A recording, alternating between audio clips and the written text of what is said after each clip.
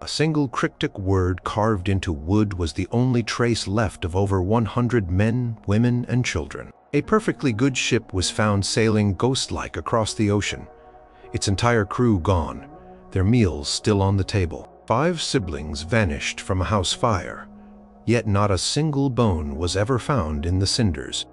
A young pilot radioed that a strange shiny object was hovering above him, not an aircraft he recognized just moments before his own plane simply blinked out of existence.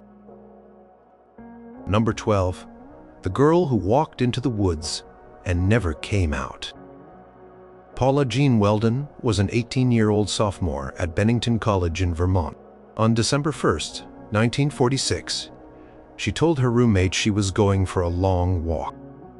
Dressed in a distinctive red parka, jeans, and sneakers, she headed out towards the Long Trail, a well-known hiking path that snaked through the Green Mountains. Several people saw Paula that afternoon. A man named Louis Knapp, who worked at a local gas station, gave her directions to the trail. Later, a group of hikers, including an elderly couple, Ernest and Maddie Whitman, reported seeing her on the trail itself a little way past a section called Faye Fuller Camp. She was reportedly in good spirits and asked them a few questions about the trail ahead. They watched her round a bend, still walking with a spring in her step. That was the last time anyone ever saw Paula Jean Welden. When Paula didn't return to her dorm that evening, her roommate grew concerned. By the next morning, a full-scale search was underway. Hundreds of volunteers alongside state police and even students from Bennington College combed the Long Trail and the surrounding dense woodlands. The search expanded over several weeks, with aircraft joining the effort, looking for any sign of the missing student or her bright red parka. Despite the extensive and prolonged search, not a single trace of Paula was ever found. No clothing, no footprints beyond where she was last seen, no sign of a struggle. It was as if she had simply vanished into thin air on that cold December day. The area where she disappeared became known as part of the Bennington Triangle, a region noted for several other unexplained disappearances around the same period. But for Paula, the case grew cold. Her family never got answers. How could a young woman disappear so completely from a popular hiking trail in broad daylight, with witnesses seeing her just moments before she was gone forever? The woods kept their secrets. Number 11. The vanished crew of the Sarah Jo.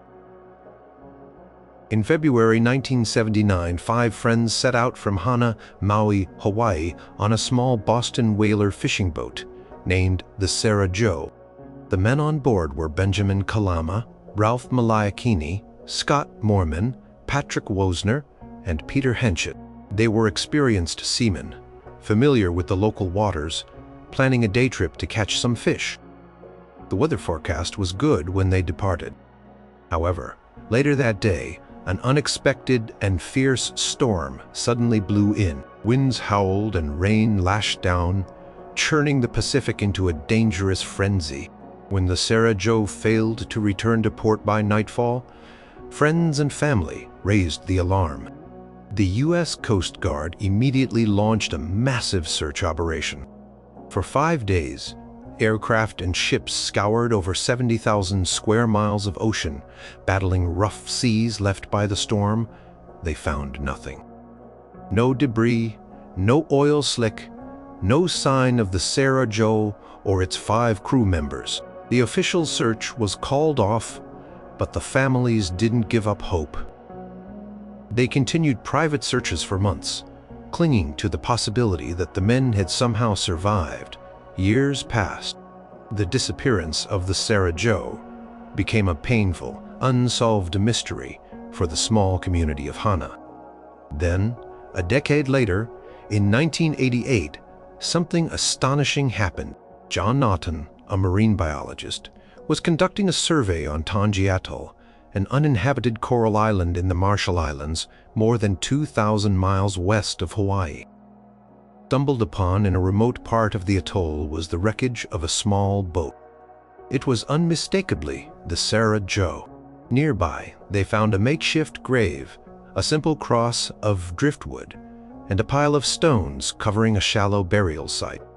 Beneath the stones were human bones, later identified through dental records as belonging to Scott Moorman, one of the Sarah Joe's crew. But what about the other 4 men? How did the boat, or at least part of it, travel over 2,000 miles across the ocean? How did Scott Moorman end up buried on that desolate atoll? And who buried him? If he survived long enough to reach land, what happened to his companions? Were they with him? Did they perish at sea? The discovery of the Sarah Joe and Moorman's grave answered one question but opened up a host of new, deeply unsettling ones that remain unanswered to this day. Number 10. The unexplained fate of Michael Rockefeller. Michael Rockefeller, the 23-year-old son of New York, Governor Nelson Rockefeller, and great-grandson of oil tycoon John D. Rockefeller, was a Harvard graduate with a passion for anthropology.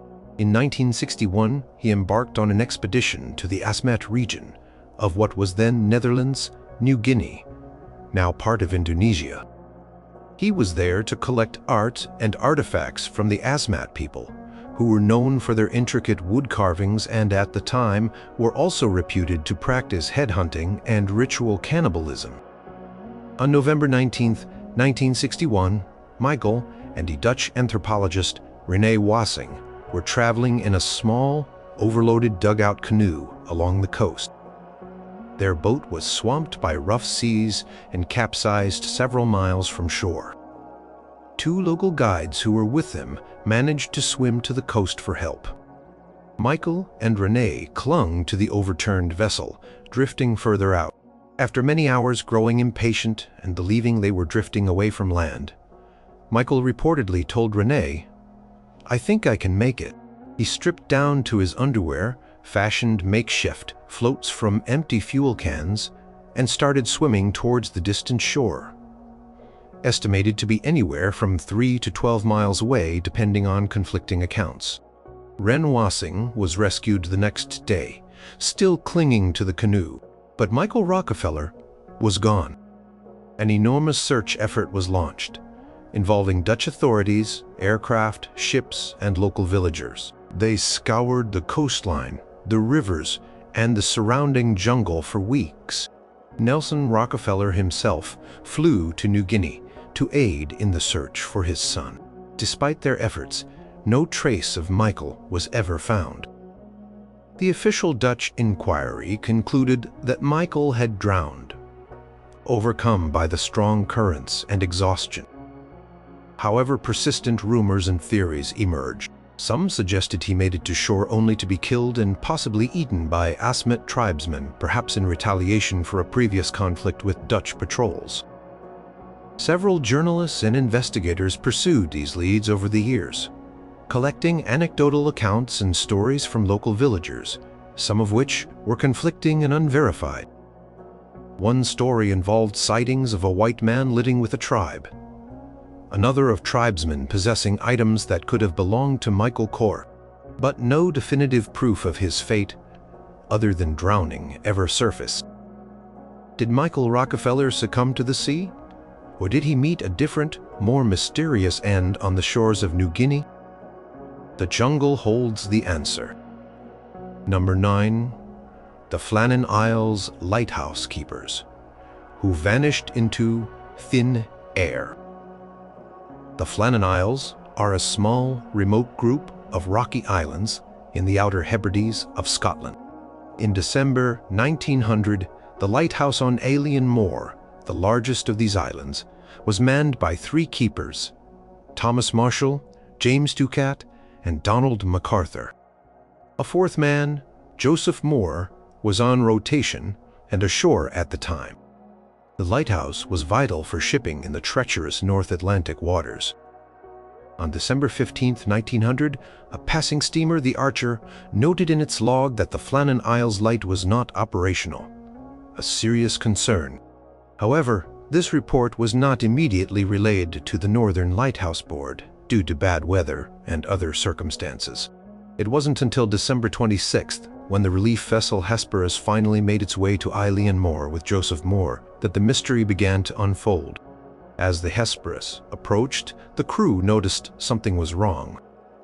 The lighthouse station's flag was not flying, and none of the keepers came out to greet them, which was standard procedure. Joseph Moore rowed ashore and found the entrance gate and main door to the living quarters closed. Inside, the clocks had stopped. 2 of the 3 oilskin coats belonging to Marshall and Ducat were missing, suggesting 2 men had gone out. Donald MacArthur's coat was still on its peg. The last entry in the lighthouse log was for 9 a.m. on December 15. Spoke of severe winds, the likes of which Marshall, a man with over 20 years of experience, had never seen. Strange entries from the preceding days mentioned one keeper being very quiet, another crying. A thorough search of the small island revealed no sign of the 3 men. The only peculiar discovery was at the western landing platform. Ropes and a supply box, usually stored safely, were strewn about, and there was damage to the iron railings, suggesting the platform had been hit by incredibly powerful waves, even though it was over 100 feet above sea level. The official explanation concluded that the men were likely swept away by a freak wave while attempting to secure equipment during the storm, but questions lingered. Why would all 3 men leave the lighthouse unattended, against regulations? Why was one man's coat left behind if they all went out? Why did the logs mention such unusual distress among seasoned keepers before the final entry? The Flannan Isles lighthouse keepers simply vanished, leaving behind an eerie silence and a puzzle that has fascinated and baffled people for over a century. Number 8. The Beaumont children, gone from the beach. On Australia Day, January 26, 1966, Jane Beaumont, aged 9, Arna, aged 7, and Grant, aged 4, left their home in Somerton Park, a suburb of Adelaide, South Australia, to go to the nearby Glenelg Beach. It was a short bus ride, one they had made before. Their mother, Nancy Beaumont, expected them back by noon, or 2 p.m. at the latest. They never returned. When the children didn't come home, their parents grew frantic and contacted the police. An intensive search began immediately. Witnesses came forward with information. Several people reported seeing the 3 children at the beach, playing happily. Crucially, multiple witnesses claimed to have seen them in the company of a tall, thin-faced, sun-tanned man with fair to light brown hair in his mid-30s. The children appeared relaxed and comfortable with him. One witness said they saw the man buying them snacks and playing with them. A shopkeeper at a local cake shop recalled Jane Beaumont buying pasties and a meat pie with a £1 note. This was unusual because Mrs. Beaumont stated she had only given Jane enough coins for bus fare and snacks, not a £1 note. It suggested someone else might have given Jane the money. The last confirmed sighting was around 3 p.m. when a local postman who knew the children saw them walking alone away from the beach and towards their home, looking happy. They were about a 15-minute walk from their house. They never arrived. Disappearance of the Beaumont children sparked one of Australia's largest police investigations and a nationwide outpouring of grief and fear. Despite thousands of leads, extensive searches, and even the involvement of psychics and detectives from overseas, no trace of Jane, Arna, or Grant was ever found. Numerous theories and suspects emerged over the decades, including connections to other unsolved child abduction cases, but none led to a resolution. Parents, Nancy and Jim Beaumont, stayed in their Somerton Park home for many years, hoping their children might one day return. They never changed the locks. Case remains open. The image of the 3 smiling children, captured in photographs, became a haunting symbol of innocence lost. What happened to the Beaumont children after they were seen walking home? Who was the mysterious man on the beach? These questions have echoed through Australian history for over half a century. Number 7. Frederick Valentich and the object that was not an aircraft.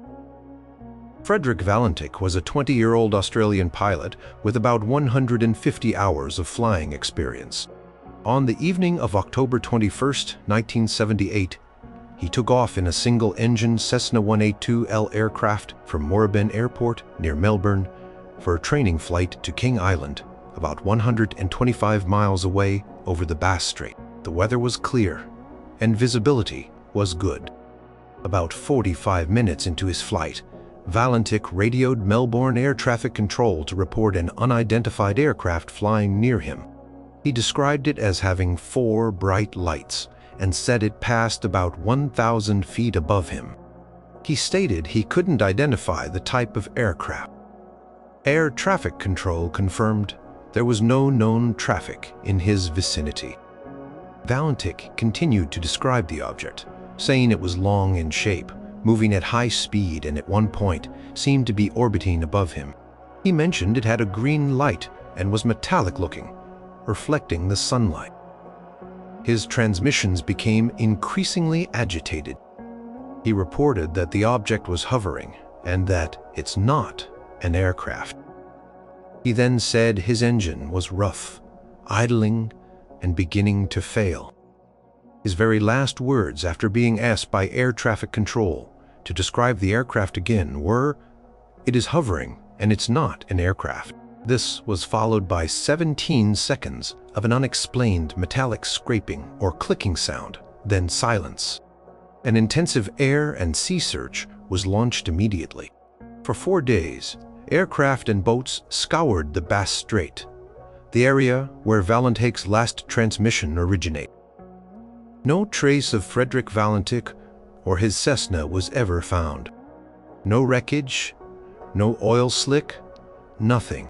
The Australian Department of Transport conducted an official investigation, considered various possibilities, including pilot disorientation. Though Valentich had an instrument rating, meaning he was trained to fly by instruments if visual cues were lost, or even that Valentich had staged his own disappearance. However, no evidence supported these theories. The unidentified object he described was never identified. Some suggested he might have been seeing lights from a nearby island or stars, but his detailed description of the object's movement and appearance didn't quite fit these explanations. The final report concluded that the reason for the disappearance could not be determined. Frederick Valentich and his plane vanished after his chilling report of a mysterious object, leaving behind only a recording of his final bewildered words. Number 6. The Sodder children vanished from a burning house. Christmas Eve 1945 in Fayetteville, West Virginia, turned into a night of unimaginable horror for the Sodder family. George and Jenny Sodder lived with 9 of their 10 children. 1 was away in the Army. A fire broke out in their 2-story timber frame house. George, Jenny, and 4 of their children, John, 23, George Jr., 16, Mary Ann, 17, and Sylvia, 2, managed to escape the blaze. But 5 children, Maurice, 14, Martha, 12, Louis, 9, Jenny, 8, and Betty, 5, were believed to be trapped on the upper floor. Tragically, efforts to rescue them were hampered by a series of bizarre circumstances. George Sodder's ladder, always kept in its usual spot by the house, was missing. He tried to drive his coal trucks close to the house to climb on them to reach the upstairs windows, but neither truck would start, despite working perfectly the day before. The Fayetteville Fire Department was slow to respond. The fire chief couldn't be reached by phone because the Sodder's phone line was apparently down, and the fire truck itself only arrived hours later, by which time the house had collapsed into a pile of smoldering ash.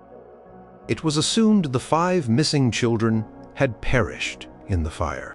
Death certificates were issued, but when the rubble was searched, no human remains, no bones, no teeth, nothing were found. This was highly unusual, as even in intense fires, skeletal remains are typically recovered.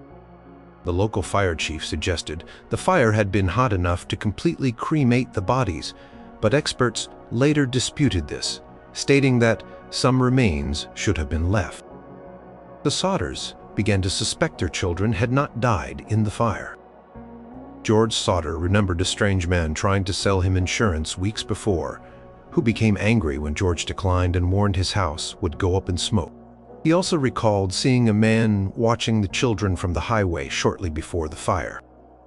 Jenny Sodder found a small, hard, rubber-like object in the yard, which she believed might have been part of a napalm-like incendiary device.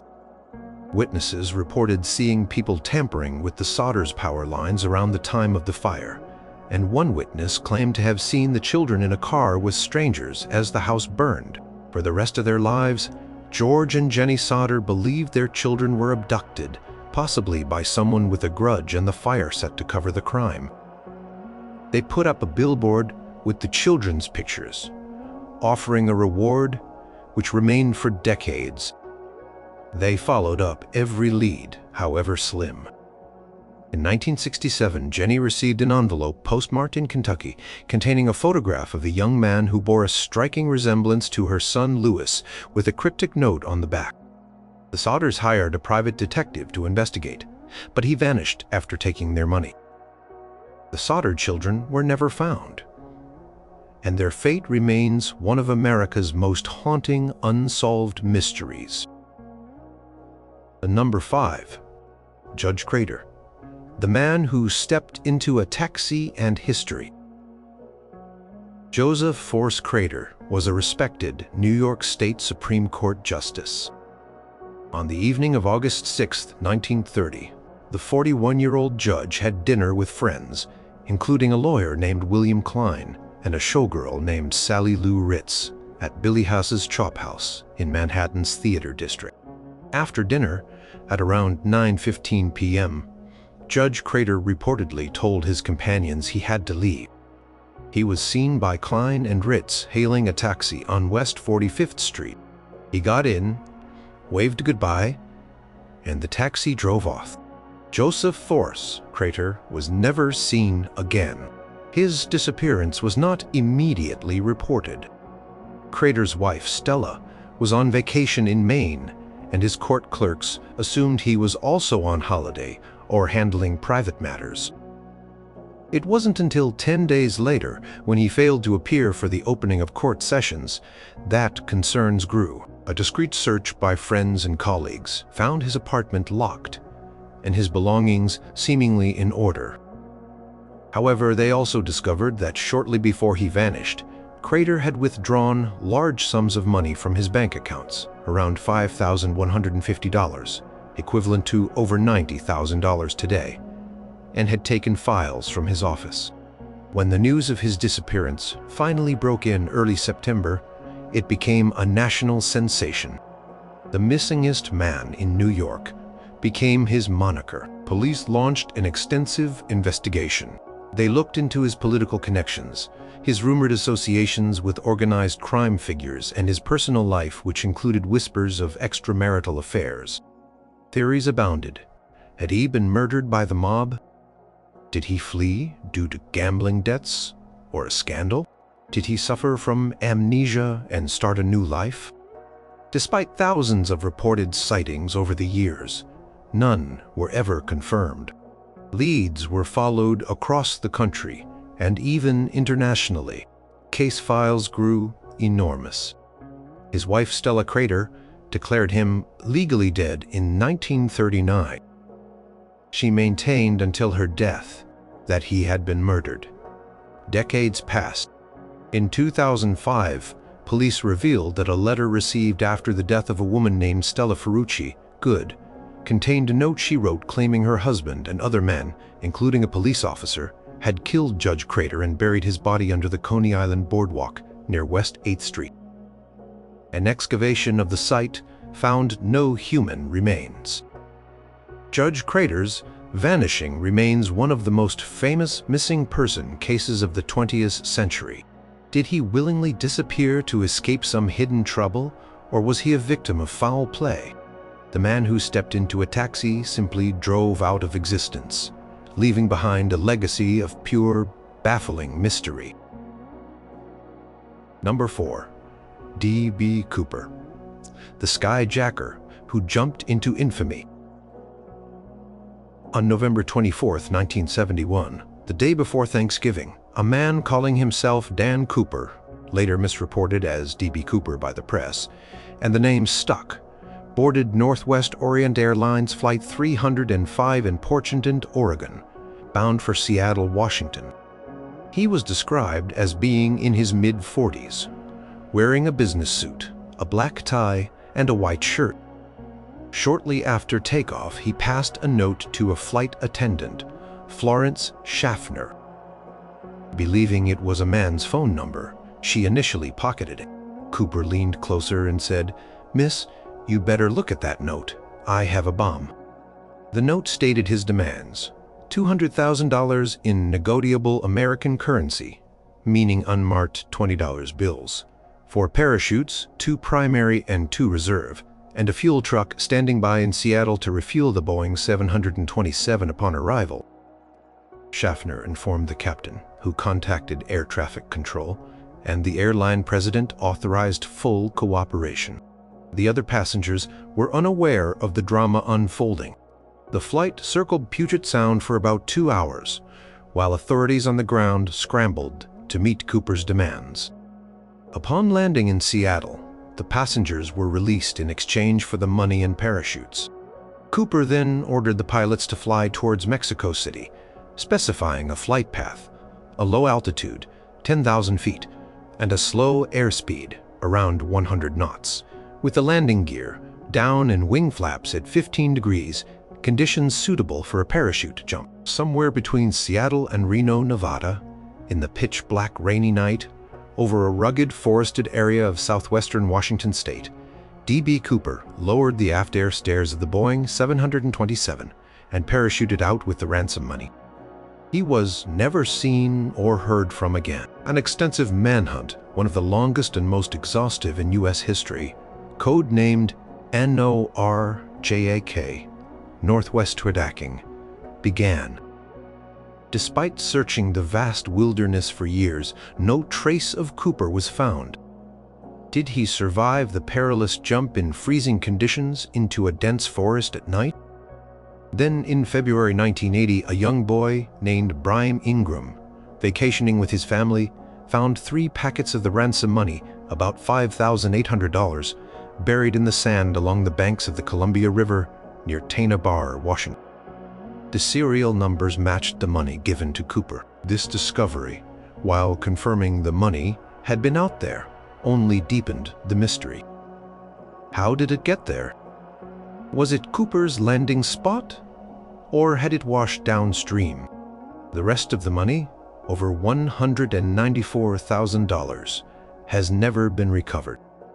The FBI officially closed the active investigation in 2016 after 45 years, acknowledging that D.B. Cooper's true identity and fate remain unknown.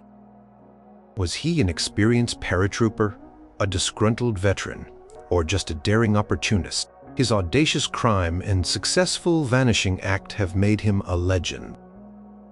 Number 3. Amelia Earhart, lost over the Pacific.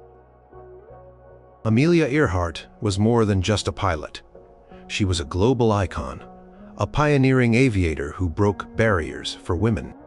In 1937, she set out to achieve her most ambitious goal, yet to become the first woman to circumnavigate the globe by airplane. Accompanied by her skilled navigator, Fred Noonan, Earhart was flying a twin-engine Lockheed Electra 10E. They began their journey eastward from Lae, New Guinea on July 2, 1937, embarking on one of the most challenging legs of their flight, a 2,556-mile trip to Howland Island, a tiny speck of land in the vast Pacific Ocean. The U.S. Coast Guard cutter Itasca was stationed near Howland, tasked with guiding Earhart in using radio direction finding. Earhart and Noonan had already completed roughly 22,000 miles of their journey. As they approached Howland Island, Earhart made several radio transmissions. The Itasca could hear her, but she apparently could not hear their replies clearly, or at all. Transmissions indicated she believed they were close to Howland, but could not see it. One of her last confirmed messages, received at 8:43 a.m. local time, was, "We are on the line 157-337. We will repeat this message. We will repeat this on 6,210 kilocycles. Wait." Then, "We are running online, north and south." After that, only silence, or transmissions too weak or garbled to understand. An enormous search effort was immediately launched by the U.S. Navy and Coast Guard. For 16 days, ships and aircraft scoured over 250,000 square miles of ocean. No trace of Earhart, Noonan, or their Electra was found. The official U.S. government position is that they ran out of fuel, crashed into the Pacific, and sank. However, numerous theories and speculations had persisted for decades. One prominent theory suggests they may have missed Howland Island and landed, or crash-landed, on uninhabited Gardner Island, now Nikumaroro, part of the Phoenix Islands, about 350 nautical miles southeast of Howland. Expeditions to Nikumaroro by the International Group for Historic Aircraft Recovery, TIGHAR, have found artifacts that some believe could be consistent with castaways, including fragments of what might be aircraft aluminum, part of a woman's shoe, and even a partial human skeleton, though analysis of the skeleton has been debated and inconclusive. Other, more sensational theories involve Earhart and Noonan being captured by the Japanese, or even undertaking a secret spy mission for the U.S. government. Despite countless investigations, books, documentaries, and expeditions, no definitive proof of their fate has ever emerged. Amelia Earhart and Fred Noonan simply vanished into the blue expanse of the Pacific, leaving behind one of history's most enduring aviation mysteries. Number 2, the Mary Celeste, the ghost ship, and its vanished crew. The story of the Mary Celeste is the quintessential maritime mystery. On December 4th, 1872, the British brigantine Dei Gracia was sailing in the Atlantic Ocean, about 400 miles east of the Azores. Its crew spotted another ship, the Mary Celeste, drifting erratically. As they drew closer, they hailed the ship, but received no response. Captain David Morehouse of the Dei Gracia knew the Mary Celeste and its captain, Benjamin Briggs. They had even dined together in New York before their respective voyages. Morehouse sent a boarding party to investigate. What they found was deeply unsettling. The Mary Celeste was completely deserted. Her sails were partly set, and some were damaged, and there were several feet of water in the hold. But the ship was generally seaworthy and in good condition. Cargo of 1,701 barrels of denatured alcohol was largely intact. Crew's personal belongings, including money and valuables, were still in their quarters. The ship's papers, except for the captain's logbook, were missing. The last log entry was dated November 25th, 9 days earlier, placing the ship near Santa Maria Island in the Azores. It recorded no unusual events. On deck, the ship's only lifeboat was gone. A frayed rope trailed in the water from the ship's stern. Inside, everything seemed to be in a strange state of suspended animation. Plates of food were found on the table in the mess. Captain Briggs' wife and young daughter were also on board for the voyage, and their belongings, including toys, were undisturbed. There were no signs of a struggle, piracy, or violence. It was as if the 10 people on board Captain Briggs, his wife Sarah, their 2-year-old daughter Sophia, and the 7 crewmen had simply evaporated. The Dei Gracia crew sailed the Mary Celeste to Gibraltar, where a salvage hearing was held. The authorities were suspicious, initially considering foul play, by the De Gracia crew. But no evidence supported this. Many theories were proposed over the years. Piracy, though valuables were left. Mutiny, no signs of violence. A rogue wave, an attack by a giant squid, or even that fumes from the alcohol cargo had caused a panic, leading the crew to temporarily abandon ship in the lifeboat, expecting an explosion that never came, and then being unable to return. However, the cargo was denatured alcohol, not considered highly explosive in that form, and the hatch covers were secure. The mystery of why an experienced captain and crew would abandon a perfectly sound ship in the middle of the ocean, leaving everything behind, has never been solved. The Mary Celeste sailed under new owners for another 12 years before being deliberately wrecked for insurance fraud, but its legend as the ultimate ghost ship, found sailing with no one aboard, endures. Number 1. The Lost Colony of Roanoke, America's oldest unsolved mystery. In 1587, a group of about 115 English settlers, including men, women, and children, arrived on Roanoke Island, off the coast of present-day North Carolina. Their mission, sponsored by Sir Walter Raleigh, was to establish the first permanent English colony in the New World. John White, an artist and cartographer, was appointed as the colony's governor. Shortly after their arrival, White's granddaughter, Virginia Dare, was born, the first English child born in the Americas. Life was hard for the colonists. Supplies dwindled, and relations with some local Native American tribes were strained. Just a few weeks after Virginia's birth, Governor White was compelled to sail back to England to gather more provisions and support for the fledgling settlement. He intended to return quickly, but his voyage back was severely delayed by England's war with Spain, including the attack of the Spanish Armada in 1588. All available ships were commandeered for the war effort. It wasn't until August 1590, 3 long years later, that John White was finally able to return to Roanoke. When he and his crew landed, they found the settlement completely deserted. The houses had been dismantled, indicating the colonists hadn't left in a hurry or under duress. There were no signs of a struggle, no bodies, no graves. The only clue to their whereabouts was the word Croton carved into a wooden post of the fort's palisade, and the letters Crow carved into a nearby tree. Croatoan was the name of a nearby island, now Hatteras Island, and also the name of a Native American tribe friendly to the English, who inhabited that island. Before White had left for England, he had instructed the colonists that if they had to leave Roanoke, they should carve their destination into a tree or post. He also told them that if they were forced to leave due to danger or distress, they should carve a Maltese cross above the name. There was no cross.